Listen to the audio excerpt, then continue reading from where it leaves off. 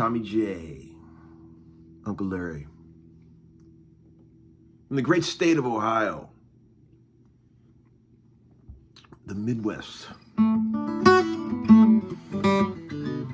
Happy Thursday football night, friends. Hope everybody's doing great out there. Just checking in real quick. I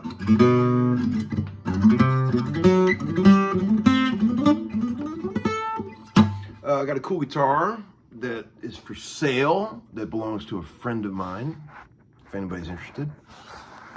A 1951 Martin 0018. All original, supposedly, except the decal is gone. And I reckon these are old tuners, but these remind me of the tuners from the mid-40s when they were doing the ebony truss rod. I don't know. Grooms apparently looked at this guitar. They determined it original. But it's a nice guitar. Just a great little player. Beautiful neck. I mean, fucking perfect little sort of dressed away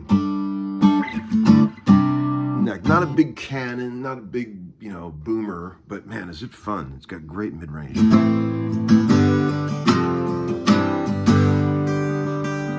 If you can't write a song on this thing, you got some troubles, friends. A friend of mine's selling it. He needs $6,000 for it with the hard shell case. Let me know if anybody's out there is interested. I'm just checking in real quick. I just wanted to tell you a couple things. The tickets for the show, the Guthrie and Jed show, there's a few tickets left. November 1st at 3rd and Lindsley. And I have a feeling for many sort of multiple, deeply layered reasons that this is going to be a special night. Insider trading tells me that this is going to be a special night. I don't know. There's just a sort of a few factors that are sort of pointing in that direction. Maybe one you might not want to watch on some bullshit cell phone video recording of it. You might want to be there in person.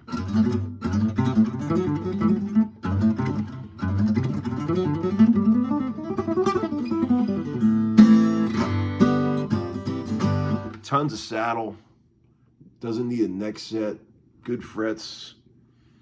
He said it was owned by somebody famous. I can't remember who it was. Well-known guy. I can't remember who it was.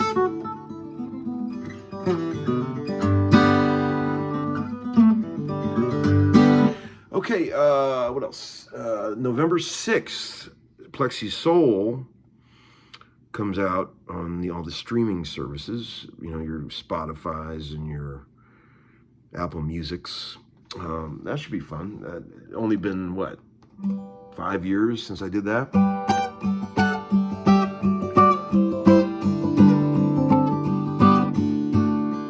Ravens Dolphins tonight.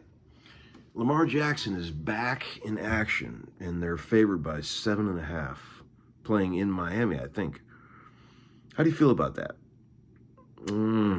Both teams 2-6. Hard to believe the Ravens are 2-6. I think most people were forecasting him to have a better year than this, but Jackson's been hurt. It's also got a nice pickup built in. I noticed this guitar. I was just listening to it. Sounds good. It's a good gigger, This is like a sort of a good drinking Martin. Drinking.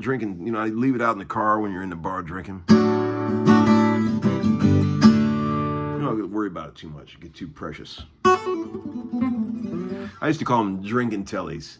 Any sort of chopper telly that you wouldn't mind leaving out in the car when you're in the bar having a few, that kind of thing. Good drinking telly. But what else? We got a bunch of shit. Oh man, I had a bizarre accident happen the other day, and I got to be honest. I had a feeling. I thought we might have some major problems, but I think I'm okay. We were at a rehearsal Tuesday night after a long day of sessioneering over at Dan Auerbach's place. We did a rehearsal for the Guthrie and Jed gig at this place I'd never been to before. Man, about halfway through it, Nikki G was singing a song and he went to put the microphone back up on the stand. And I got hit. We all got hit, but I especially got hit with the most blood-curdling blast of feedback I have ever heard in my 45 years of playing live gigs. It was crippling. Like my ears immediately went underwater. It was like someone stuck a fucking about 2 seconds. It was like somebody stuck a fucking knife right into my skull through my ear hole. My God, have you ever had that happen? I mean, it was like, you know, like they call that like acoustic trauma when you get hit that hard, like akin to a gunshot. And I'm telling you, man, I went home that night, I couldn't hear nothing. And the next day, same thing. And it's starting to come back. Apparently it takes about 3 days for this shit to sort of, you know, I canceled work for the whole rest of the week. I canceled a couple things that I had and just trying to like let myself recuperate. I don't know if anybody out there has had that happen. I've been hit with feedback before, like we all have, any gigging musician, but never to that extent. I didn't even know that was possible to get hit that hard. And it wasn't ear monitors, it was just wedges. And something about the way he put the mic in that stand. Or maybe there were some people over there at the monitor console, maybe somebody hit something like a gain button or something like that. And Lord Jesus, it ended the rehearsal. We were done after that. I think we played 2 songs after that, and that was it. Nobody could hear. All the rest of the guys were hurting the next day too. I asked Jed and Nick, and they said they both felt like they had earaches the next day. It was crazy. I've never had that happen, friends. I've been doing this a long time. I've heard stories of people getting hit like that with ear monitors, but it's never happened to me personally. But, you know, my ears are already fucked to begin with. I mean, they're fucking 40 years of playing through Marshalls or whatever. And I really don't need to lose any more. I'll tell you that. So I think I'm okay. I'm probably never going to be quite the same after that incident, but it seems like it's healing up. And I had a moment. I had to cancel a session for my friend Brandon Hood, who's producing a record for a young girl. And I said, "How did the session go?" And he said, "Man, you were missed. The artist girl literally cried when she found that I wasn't going to be there, because we had worked together a few times in the past, and you know, that's a sweet thing. Like when someone misses you that bad that they cry. I mean, come on, what a sweet gal. Thank you for that. That made me feel good for an old session man.